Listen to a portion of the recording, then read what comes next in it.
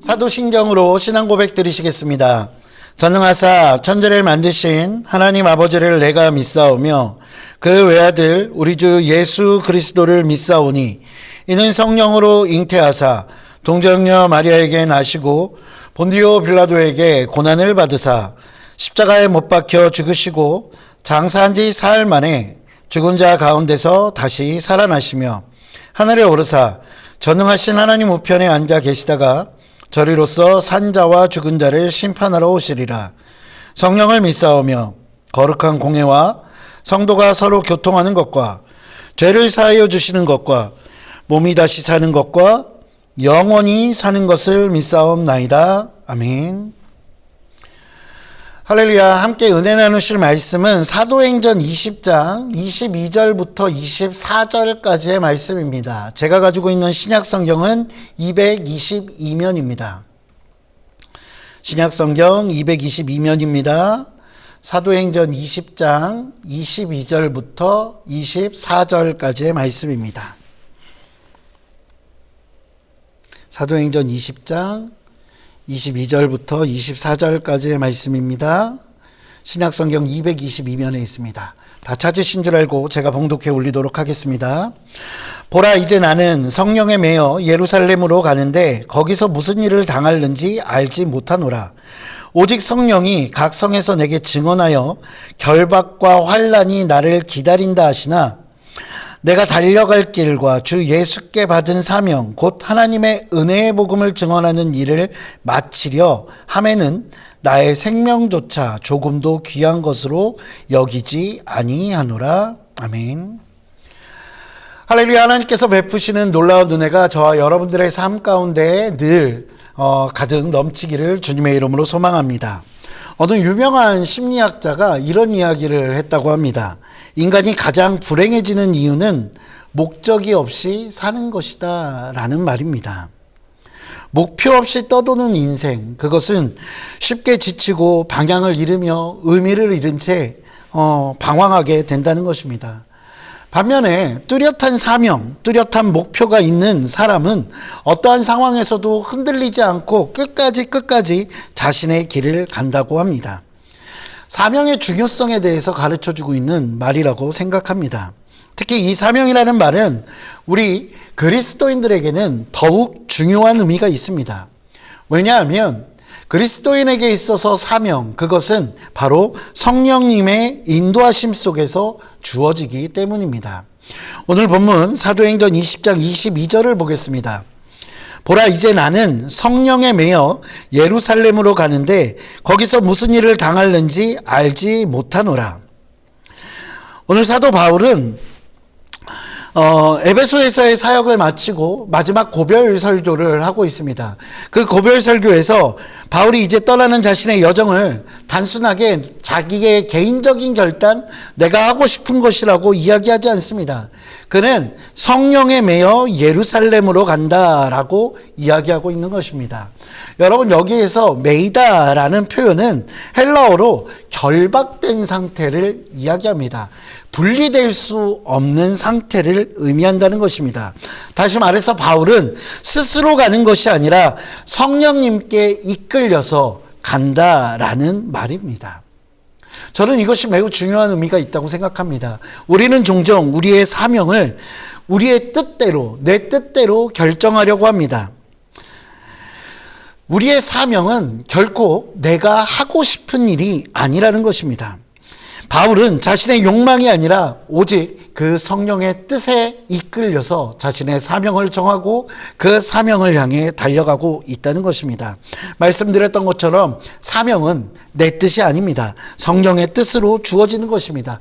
내가 선택하는 것이 아니라 성령께서 우리에게 맡겨주신 일, 성령께서 인도하시는 그 방향으로 나아가는 것, 그것이 바로 진정한 의미의 사명이라는 것입니다. 그렇게 그리스도인은 성령님께서 인도하시는 그 사명의 방향으로 살아가야 합니다. 그런데 문제가 있습니다. 문제는 사명이 있는 곳에 반드시 고난이 함께 있다라는 사실입니다. 오늘 보면 사도행전 20장 23절을 볼까요?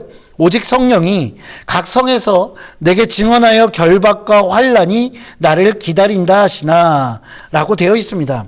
성령이 바울에게 가르쳐 주었습니다. 무엇을 가르쳐 줬습니까? 각 성에서, 즉 바울이 복음 전파를 했던 그 각 성에서 각각 사람들에게 증언하고, 그래서 결박과 환난이 그 가운데 있다라는 것입니다. 성령은 사명이 있는 곳에 반드시 그 고난이 있다라고 바울에게 알려주고 계신 것입니다. 바울은 성령께서 자신을 예루살렘으로 부르실 뿐만 아니라 그곳에 고난이 기다리고 있다는 것, 그것을 분명 알고 있었습니다. 왜냐하면 성령님께서 경고하셨기 때문입니다.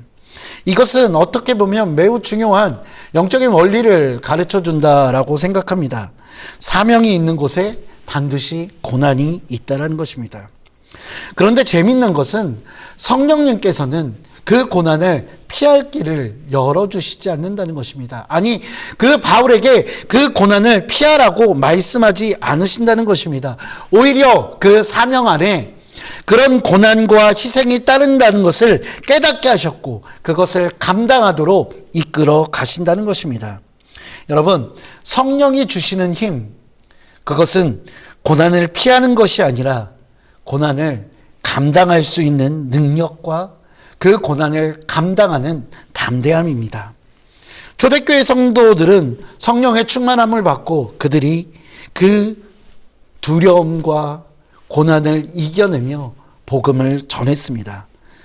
우리도 날마다 성령으로 충만하기를 기도합니다. 그런데 여러분 그거 아십니까? 성령으로 충만하기 원하는 그 마음과 고백 안에는 우리가 그 고난도, 그 사명도 감당하겠다라는 고백이고 결단이라는 것입니다. 그렇게 어떻게 보면 사명을 따라간다는 것, 그것은 너무나 두렵고 힘들고 우리의 마음을 무겁게 하는 일임에는 분명 틀림이 없을 것입니다. 그럼에도 불구하고 우리에게 소망이 있는 것은 성령님께서는 우리가 그 사명을 완수할 수 있도록 우리에게 힘과 능력을 허락해 주시고 끝까지 함께해 주신다는 것입니다. 여러분, 말씀드렸던 것처럼 사명은 내가 원하는 것인가요? 아니요. 하나님께서 원하시는 일입니다. 성령께서 인도하시는 일입니다. 그렇다면 그 사명은 우리의 일일까요? 아니요. 오직 성령의 일이라는 것입니다. 성령의 일이시기에 성령께서 책임져 주시는 겁니다. 인간의 의지만으로는 그 사명을 끝까지 감당할 수 없을 것입니다. 예수님께서 십자가를 지시기 전에 겟세마네 동산에서 할 수만 있다면 이 잔을 내게서 지나가게 해달라고 기도하십니다. 그러나 결국 성령님께서 예수님과 함께 하셨고 십자가를 감당하게 하셨습니다. 아마 바울 역시 성령님의 도우심 없이는 그의 모든 사명들을 완수할 수 없었을 것입니다. 수많은 순교자들이 성령의 도우심과 성령의 이끄심이 없었다면 과연 그들의 사명을 완수할 수 있었을지 저는 잘 모르겠습니다. 성령께서 함께 하실 때 우리가 할 수 있다는 것, 우리가 분명히 아는 것, 제가 분명히 아는 것, 그것은 성령이 함께 하시면 우리는 그 사명을 끝까지 감당할 수 있다는 것입니다. 사랑하는 성도 여러분, 우리에게는 모두 사명이 있습니다. 내가 직분자이건 직분자가 아니건 우리에게는 하나님께서 허락하신 사명이 모두 있는 사람들입니다. 그런데 그 사명은 내가 하고 싶은 일이 아니라 하나님께서 우리에게 허락하시는 일입니다. 하나님께서 원하시는 일이라는 것입니다. 우리는 때로는 그 사명을 헷갈려 할 때가 있습니다. 내가 원하는 일과 하나님께서 원하시는 일, 그 일 중에 하나님께서 원하시는 일을 잘 분별할 수 있도록 하나님께 지혜를 구하시고, 또한 성령님의 도우심 가운데 우리도 바울처럼 하나님이 원하시는 성령의 사명, 그것들을 감당할 수 있게 되시기를 주님의 이름으로 소망합니다. 사명이 있다면 분명 고난이 있습니다.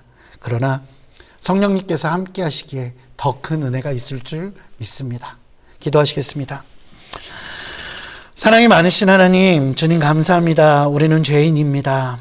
그 죄인들이지만 하나님 사랑하여 주시고 아버지 우리에게 귀한 사명들을 맡겨주시니 정말로 고맙고 감사합니다. 하나님, 때로는 하나님께서 우리에게 맡겨주신 사명과 내가 하고 싶은 일을 헷갈려 할 때도 있습니다. 하지만 하나님께서 우리에게 허락하신 사명을 잘 분별할 수 있도록 우리의 마음을, 또한 우리의 생각들을 주장하여 주시옵고, 그 성령의 인도하심 따라서 그 사명을 감당하기에 주저하지 않는 자들 될 수 있도록 주께서 인도하여 주시옵소서. 그 사명을 감당하는데 때로는 힘듦과 어려움들이 다가옵니다. 하지만 그 모든 것들 가운데 하나님께서 함께 하시고 성령께서 함께 하신다는 그 믿음을 가지고 그것이 소망되어 기쁨으로 감당하는 우리 귀한 믿음의 권속들 될 수 있도록 주께서 인도하여 주시옵소서. 우리 주 예수 그리스도의 이름으로 기도합니다. 아멘. 하늘에 계신 우리 아버지여, 이름이 거룩히 여김을 받으시오며 나라가 임하시오며 뜻이 하늘에서 이루어진 것 같이 땅에서도 이루어지이다. 오늘 우리에게 일용할 양식을 주시옵고, 우리가 우리에게 죄 지은 자를 사하여 준 것 같이 우리 죄를 사하여 주시옵고, 우리를 시험에 들게 하지 마시옵고 다만 악에서 구하시옵소서. 나라와 권세와 영광이 아버지께 영원히 있사옵나이다. 아멘.